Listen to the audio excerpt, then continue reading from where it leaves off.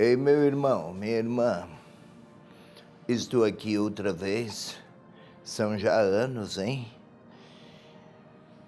E nos encontramos, a TV Evangelizar me leva até aí e você me acolhe. E encontramos-nos para a leitura orante da palavra. É por causa da palavra que nos encontramos. Palavra proclamada, palavra ouvida, acolhida, explicada. É aquele dinamismo. Por causa de Deus, muitos encontros, e nestes encontros, o assunto é a palavra de Deus. Para esse dia, 31 de maio, é a solenidade de Pentecostes, outra festa litúrgica muito importante no calendário da igreja. E o evangelho para este dia, 31 de maio, é João capítulo 20, versículos 19 a 23. Vou lá.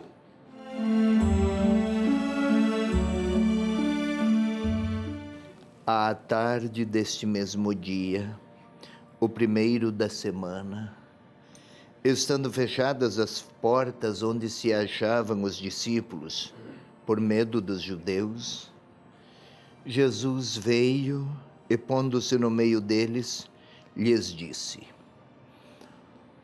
"A paz esteja convosco." Tendo dito isso, mostrou-lhes a mão e o lado. Os discípulos então ficaram cheios de alegria por verem o Senhor. Ele lhes disse de novo: "A paz esteja convosco. Como o Pai me enviou, também eu vos envio." Dizendo isso, soprou sobre eles e lhes disse: "Recebei o Espírito Santo. Aqueles a quem perdoardes os pecados, ser-lhes-ão perdoados. Aqueles aos quais retiverdes, ser-lhes-ão retidos." É esta a palavra do Evangelho deste domingo de Pentecostes.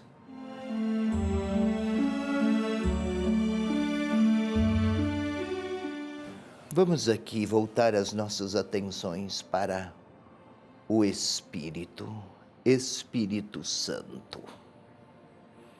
É até uma palavra, Espírito, é uma palavra pouco conhecida e muitas vezes é associado o Espírito como o contraponto de matéria.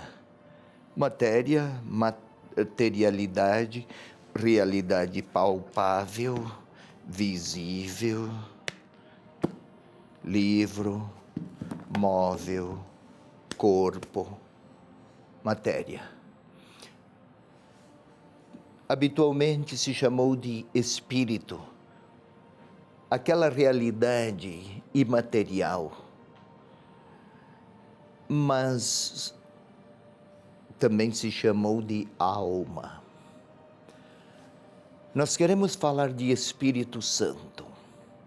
Na tradição bíblica, Espírito não é o imaterial. Na tradição bíblica, Espírito é força, movimento, vida. Este corpo vive, o seu corpo vive. Há uma vida circulante aí. Não toca, não se refere ao caráter imaterial, mas ao dinamismo, a movimento, a força, vigor, motivação, busca, realidade que impulsiona. Pois bem, Espírito era também associado com ar, com vento. Qual era a experiência? Se eu tapar o nariz, se eu não respirar, se faltar ar, eu morro. Então, Espírito é vida e é movimento. Agora voltemos. Daqui a pouco retornaremos ao Espírito. À tarde desse mesmo dia, o primeiro da semana, uma nova semana, no encontro com o ressuscitado, como se fosse uma nova criação.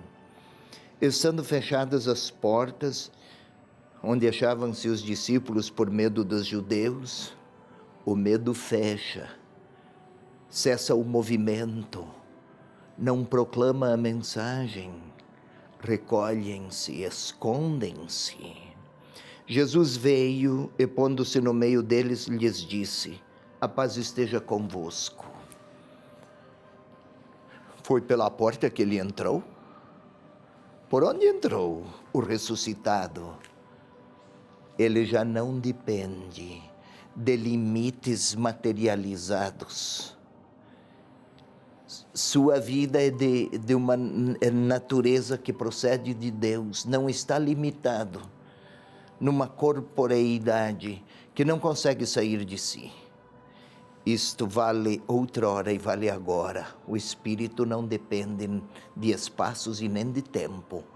O Espírito de Deus vive outrora e vive agora. A paz esteja convosco. Mostrou-lhes as mãos e o lado. Para chegar à vida de ressuscitado, não é mostrar as cicatrizes, mas é mostrar a vida oferecida. A crucifixão de Jesus foi compreendida como vida dada.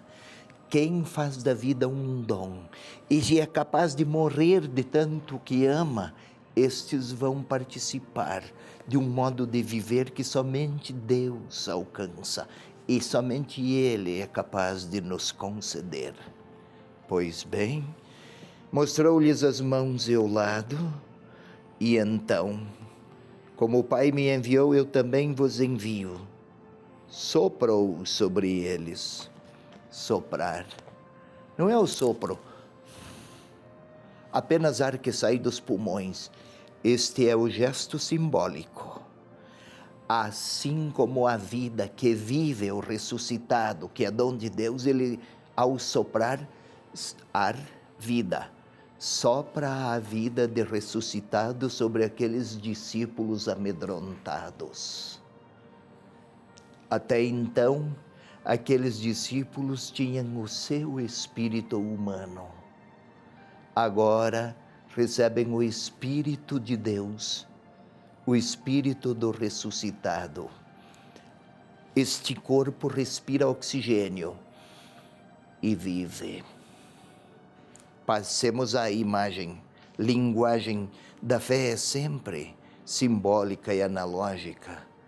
Assim como o corpo vive de oxigênio, a vida de Deus, eu a vivo do Espírito de Deus. É este o sentido do sopro. Por isso soprou em cada um deles.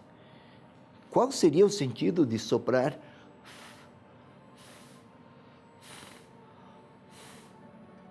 12, 13, 15 que fossem?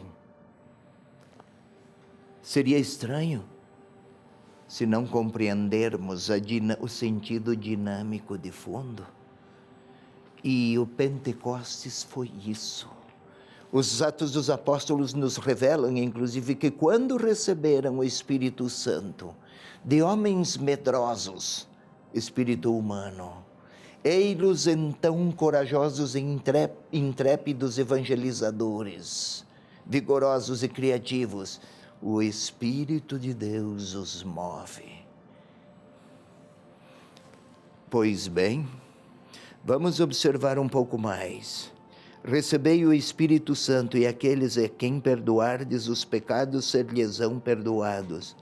Aqueles aos quais retiverdes ser-lhes-ão retidos. Quem recebe o Espírito de Deus tem força interior para levar o perdão, para levar a paz. Não é simplesmente uma realidade interior, subjetiva, vinculada a uma espécie de alegria singular e particular, não reservada aos outros.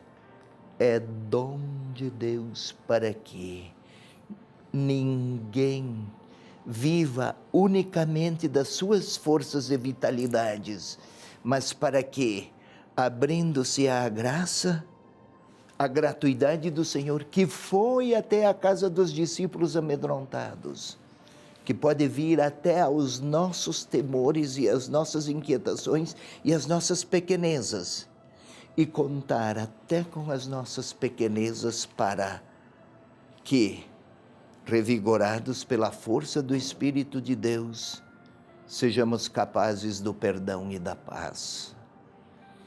Não se trata, pois, celebrar o Pentecostes, de comemorar um evento restrito àqueles primeiros cristãos, e nós estaríamos a olhar retrospectivamente para aquela experiência e a contemplá-la, como se limitasse ao horizonte histórico daquele momento.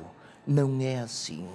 O evangelista pretende que nós, leitores de hoje, deixemo-nos soprar pelo ressuscitado, recebamos a sua força e o seu sopro, e, vivendo da vida do ressuscitado, nossas palavras e gestos pronunciem o perdão de Deus. É a grande carência da humanidade, de reconciliação, de paz. E o evangelista compreendeu, associou o dom do Espírito Santo com o perdão. Lá onde se perdoa, é a força de Deus que age. Lá onde não há perdão, é a força do Espírito de Deus que falta. Deixemo-nos inspirar por aquele dinamismo, por aquela força interior que trazemos conosco, que recebemos desde o batismo, uma força que nos faz capazes de levar o perdão e a paz. Seria um belo sinal que nos encontramos com o ressuscitado.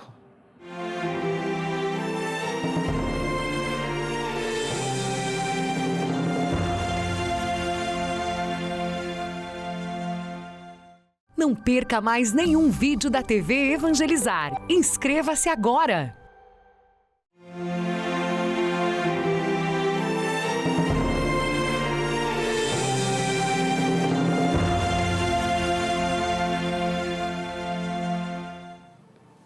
Nesse dia de Pentecostes, meu irmão, minha irmã, vamos orar.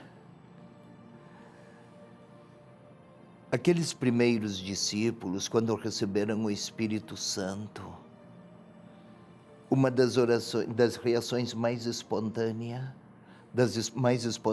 foi orar. Foi manifestar sua alegria, pois que sentiam a presença, a proximidade, a intimidade do próprio Deus. Vamos tentar participar daquelas experiências deles de ontem.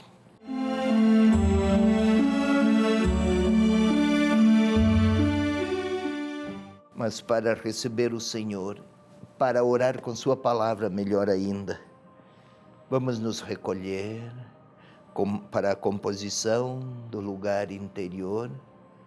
Assim chamava Santo Inácio, compositio loci, compor o lugar, preparar o ambiente, pacificar a interioridade. Olhos fechados, queira sentir os olhos fechados. Queira sentir o ar que entra pelas suas narinas, que chega à garganta, à traqueia, chegou aos pulmões. É como a gratuidade de Deus que se torna presença dentro do meu corpo e eu vivo. Tente sentir ainda o coração que bate no peito. Tente sentir o sangue que percorre as vias arteriais. Tente, olhos fechados, sentir os seus pés. O que tem isso com oração? Nada. Mas é um corpo que se aquieta para orar. Agora sim, vamos juntos, mantendo-nos concentrados e os olhos fechados. Vamos pedir que o Espírito Santo, justamente no dia de Pentecostes, venha participar dos nossos sentimentos de amor por Deus. Venha participar dos nossos sentimentos de amor pelo outro. Venha participar dos nossos sentimentos de amor pela pessoa de Jesus Cristo, aquele dos Evangelhos. E agora vamos imaginar as cenas. Ler com a imaginação uma sala, uma casa bem fechada. Eles estão com medo ou estão envergonhados. Talvez até quem passe lá pela rua, lá na frente, dirija uma palavra de escárnio ou de gozação. Talvez deem até uma gargalhada. Onde está o Salvador que vocês diziam? Pois bem, lá estão, contrafeitos, amargurados, pensando no futuro. E agora? Acabou-se? Estão com saudades da Galileia e da profissão de pescadores, pobres, mas o cotidiano estava assegurado. Vamos vê-los assim, irritados até, vez por outra alguma discussão mais acalorada. E o Senhor está lá no meio deles e se apresenta. No meio, o detalhe: a paz esteja com vocês. Mostre as mãos, vamos ver aqueles discípulos. Entreolham-se, não conseguem crer, alegram-se, mas não seria um sonho. A paz esteja convosco. Aquela frase ressoa-lhes aos ouvidos, e eis que o Senhor se aproxima de um, seu sopro, vida, de outro, de Pedro, de João, de André, de Tiago, de Filipe, de Simão, de Tadeu, um por um. E aí, aquela frase, vamos tentar vê-los, eles sorriem até. Recebei o Espírito Santo. Isso. Recebei o Espírito de Deus. Levem o perdão. E eles se entreolham. Mas vamos dar um passo agora, eu também estou lá. Eu também tenho medos. Às vezes sinto vergonha ou respeito humano, sinto um constrangimento por falar de Jesus Cristo. Vamos pensar que sou beatão, que sou santão, ou santona, beatona.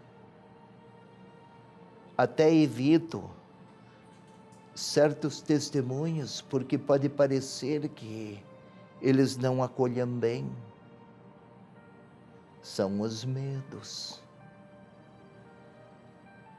Pode acontecer diante de situações muito marcadas por erros daqueles lá. Eles nem gostam de falar, mas o Senhor os conhece. Soprou sobre eles e agora quer soprar sobre mim. O ressuscitado se aproxima. Quem sabe até sorri, E eu, frágil, temeroso, envergonhado, envergonhada, gostaria muito de não ter que falar de cruz, de que ele não percebesse as minhas pobrezas. Ele percebe, olha para mim, sopra sobre mim seu Espírito e diz: acolhe o Espírito Santo, aquela força que procede de Deus e que o move a perdoar, a ser bom, a olhar com compaixão para a interioridade, para a dor do outro. Ele conhece as minhas insuficiências. Mas ele olha para mim e está novamente a soprar. Ele conhece. Talvez diga a mim: receba o Espírito Santo para perdoar quem você não consegue perdoar. Ele sopra um novo sopro e diz: para que você console aqueles que sofrem, que ainda não consolou. Olha, é ressuscitado, sopra a sua vida de ressuscitado.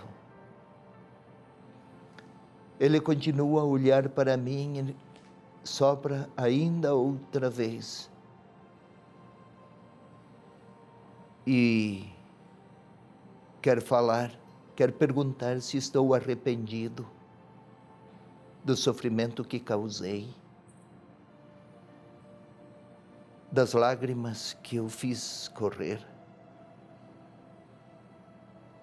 Ele continua a soprar-me, comunica-me a sua vida de ressuscitado e talvez queira perguntar se não dói em mim a dor daqueles que eu conheço.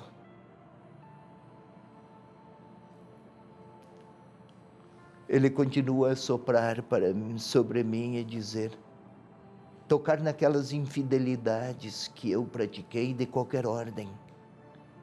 Ele não me condena, mas Ele quer ouvir a minha oração. Ele comunicou para mim a força de ressuscitado para que eu diga, fale, proponha-me e recomece. Talvez Ele queira perguntar, vai perdoar?